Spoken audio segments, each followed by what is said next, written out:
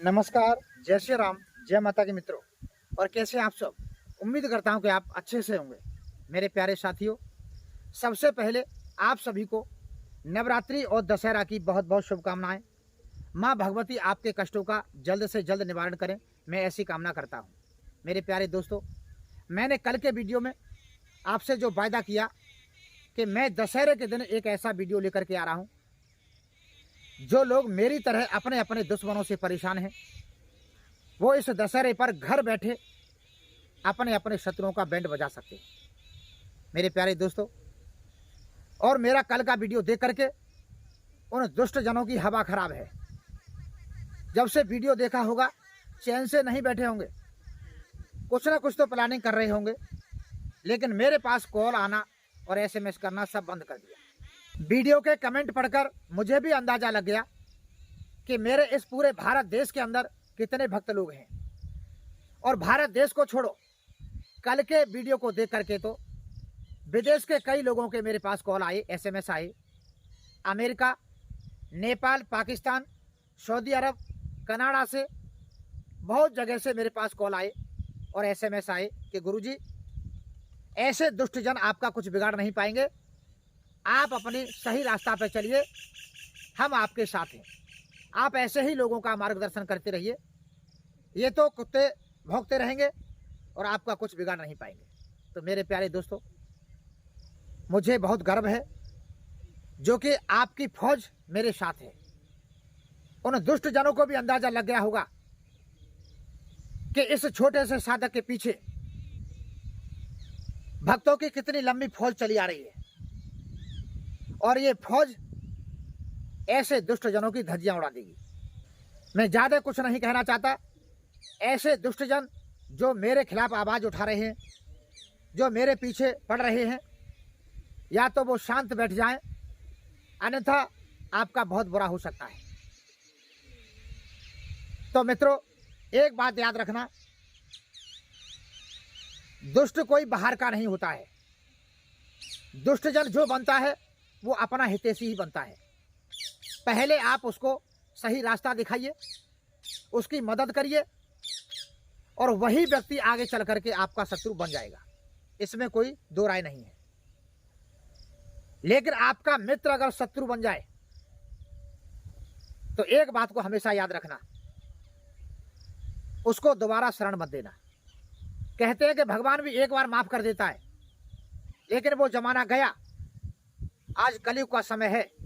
दोबारा भी अगर आपके पास आएगा तो आपको चोट देने के लिए ही आएगा, बाकी का आपके साथ मित्रता के भाव से नहीं आएगा।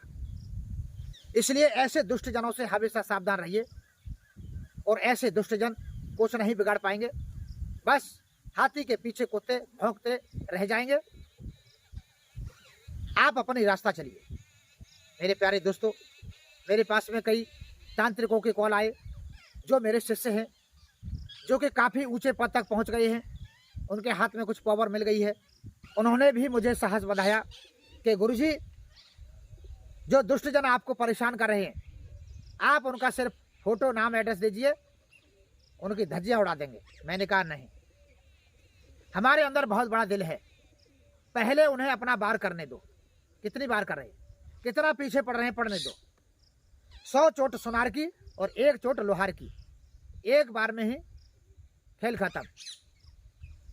पहले उन्हें हमसे निपटने दो, और आपकी जरूरत पड़ेगी तो मेरे प्यारे भक्तों, आप कहीं चले नहीं जाएंगे, आपको याद कर लूंगा, एक आवाज में आप सभी साथ खड़े हो जाएंगे। तो मेरे प्यारे भक्तों, मैं तो ऐसे दुष्ट जनों से काफी परेशान हूं, और मेरी तरह अगर आप परेशान हैं तो आज मैं आपको इस दशहरे पर करने के लिए एक ऐसा प्रयोग बताने जा रहा हूं, जो कि आप अपने घर बैठे हर प्रकार के शत्रुओं को अच्छा खासा सबक सिखा सकते हैं और उनका बैंड बजा सकते हैं। इस प्रयोग के लिए आपको करना क्या है, थोड़ा ध्यान से समझ लीजिए। दशहरे का दिन आने वाला है। दशहरे के दिन जहां भी रावण दहन होता है, यानी रावण को जलाया जाता है, वहां पर आपको जाना होगा। नहा धो करके आप किसी भी प्रकार के वस्त्र धारण करके वहां जा सकते हैं। लेकिन दोस्तों, रावण को जो जलाया जाता है उसके पीछे भी कई रीजन हैं। बहुत सारी जगह ऐसी हैं जहां रावण को जलाया नहीं जाता और वहां रावण की पूजा भी की जाती है। मैं हैदराबाद 60 में गया, मैंने नौकरी की राम की लिमिटेड कंपनी में, रोड कंपनी थी पीडब्ल्यूडी की, उसमें काम किया। तो मुझे वहां हर गांव के अंदर रावण का मंदिर भी देखा, जो वहां के लोग उनकी पूजा करते हैं। राम का भी मंदिर है, क्योंकि राम एक सत्य के प्रतीक है, उनका तो पूरे संसार में होगा ही होगा। लेकिन दक्षिण दिशा में मैंने जाके देखा तो वहां हर गांव के अंदर रावण का मंदिर अवश्य मिलता है। और रावण को जलाने का जो उद्देश्य है,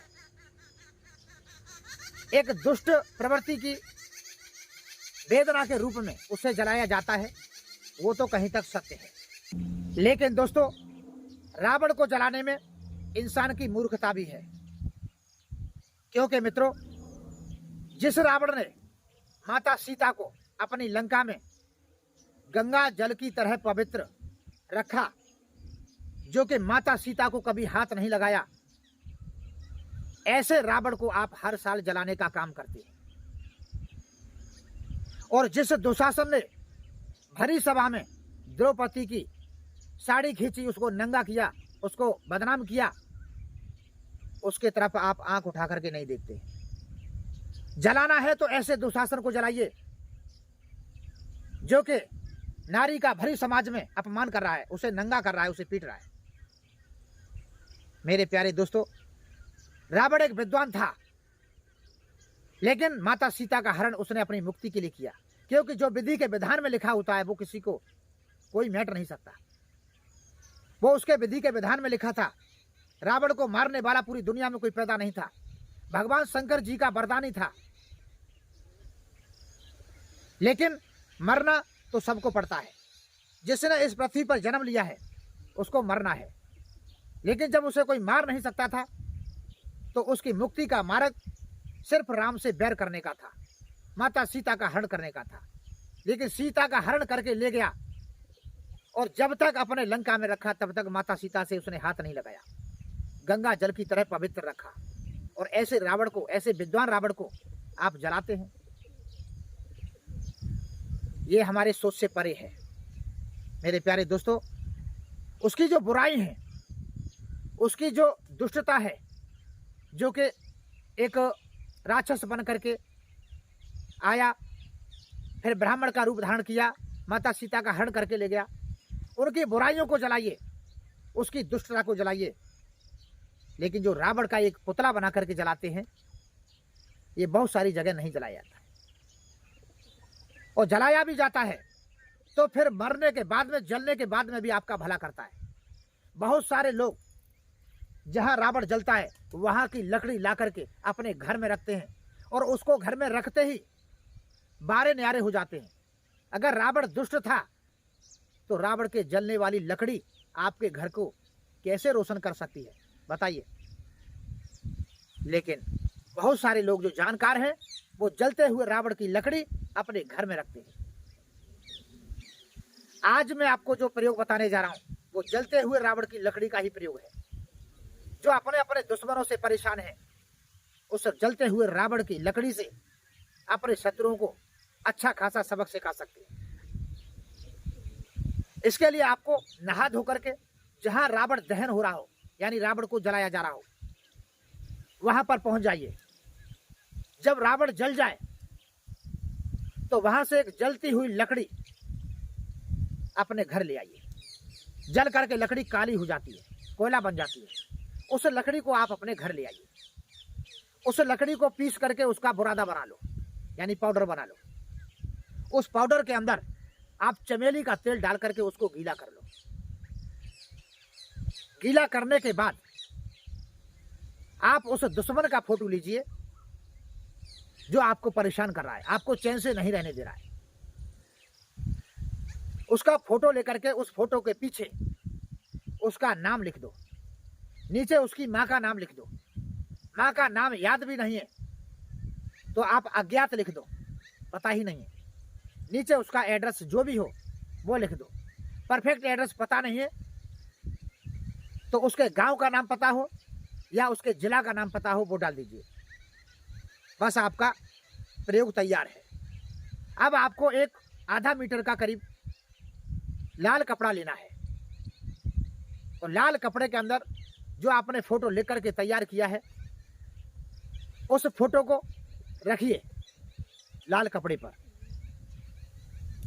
और उसमें 41 दाने उड़द के, जो काले उड़द होते हैं, उसके डालिए